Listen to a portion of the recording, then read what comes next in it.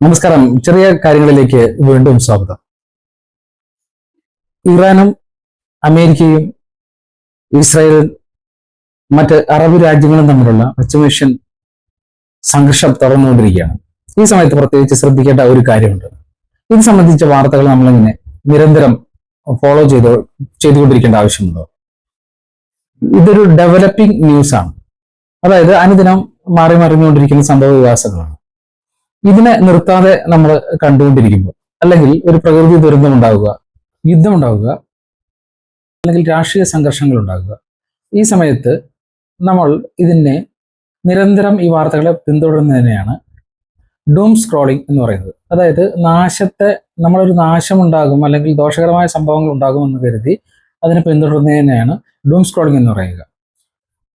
ഈ dome scrolling ചെയ്യുമ്പോൾ ഉണ്ടാകുന്ന ദോഷം എന്താണെന്ന് വെച്ചാൽ, ഇത്തരം വാർത്തകൾ പിന്തുടരുമ്പോൾ നമുക്ക് ആങ്സൈറ്റി ഉണ്ടാകുന്നു, ആകാംക്ഷ ഉണ്ടാകുന്നു, സ്ട്രെസ് ഉണ്ടാകുന്നു, മാനസിക സമ്മർദ്ദം ഉണ്ടാകുന്നു, സ്ലീപ്പ് ഡിസ്റ്റർബൻസ് ഉണ്ടാകുന്നു, ഉറക്കക്കുറവുണ്ടാകുന്നു, നെഗറ്റീവ് ആറ്റിറ്റ്യൂഡ് ഉണ്ടാകുന്നു.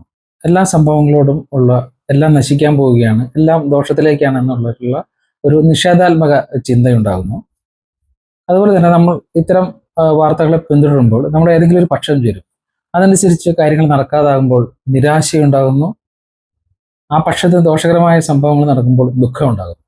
ഒരു കാര്യവുമില്ലാതെ, ഇതുമായി ഒന്നും ഒരു ബന്ധമില്ലാത്ത ഒരു ജനത എന്തിനാണ് ഇത്രയ്ക്കധികം നിരാശാ ഹോർമോണുകൾ നമ്മുടെ തലച്ചോറിലേക്ക് അടിച്ച് കയറ്റുന്നത്?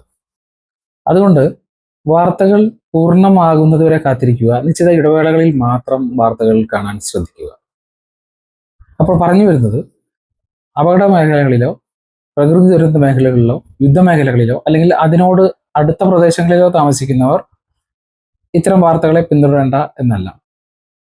അങ്ങനെ വേണ്ടി വരുമ്പോൾ അതാത് രാജ്യത്തിന്റെ ഔദ്യോഗിക വെബ്സൈറ്റ്, ഔദ്യോഗിക റേഡിയോ, ഔദ്യോഗികമായ മൊബൈൽ അലർട്ടുകൾ എന്നിവയെ മാത്രം ആശ്രയിക്കുക.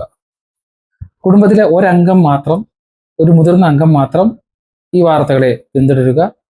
പ്രായമായവരെയും കുട്ടികളെയും ആ ദുരന്ത പ്രദേശങ്ങളിലായാലും അകലെയുള്ള അവരുടെ വീടുകളിലായാലും ദൂരെയുള്ളവരായാലും ഇത്തരം അപകട പ്രദേശങ്ങളിലുള്ളവരായാലും ഇത്തരം ദുരന്ത വാർത്തകളെ സംബന്ധിച്ചുള്ള അപ്ഡേറ്റുകൾ നിരന്തരം അറിയിക്കാതിരിക്കാൻ ശ്രമിക്കുക.